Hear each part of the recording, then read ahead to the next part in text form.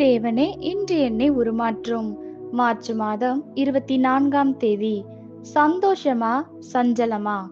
கவலையினால் சேதப்பட இடம் கொடுக்கிற மனிதனுக்கு நேரிடும் மற்றும் ஒரு தீய விளைவு என்னவென்றால், தன்னுடைய உறவுகளை இழக்க துவங்குகிறான்.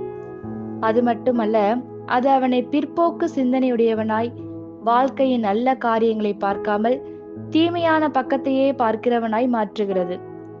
இயல்பாகவே இப்படி வாட்டத்துடனே காணப்படும் மனிதனை சுற்றி ஒருவரும் இருக்க விரும்புவதில்லை. அனைத்து நல்ல ஐக்கியங்களையும் கவலையானது இரக்கமே இல்லாமல் கொன்றுவிடும். அநேகர் தனிமையில் இருப்பதற்கு காரணம் மற்றவர்கள் அவர்களை வெறுத்து விட்டதினால் அல்ல, அவர்கள் கவலை தங்களை ஆள இடம் கொடுத்ததினால் பழக இனிமையற்றவர்களாக மாறிவிட்டார்கள். சரியானதை செய்ய விரும்பியும் தவறானதை செய்கிறார்கள். காலப்போக்கில் இது மற்றவர்களுடன் அவர்களது உறவுகளை சேதப்படுத்தி விடுகிறது.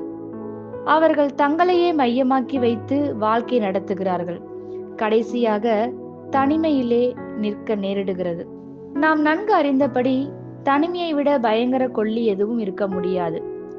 கவலை உங்கள் வாழ்வில் தலை காட்டும் போது இன்னும் ஒரு வினாடி கூட அதை உயிர் வாழ விடாதிருங்கள்.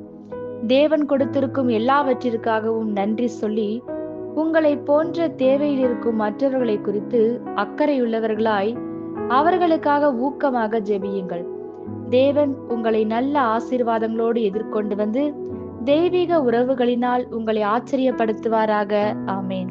இந்த வார்த்தைகளினால் நீங்கள் ஆசீர்வதிக்கப்பட்டீர்கள் என்று நாங்கள் நம்புகிறோம்.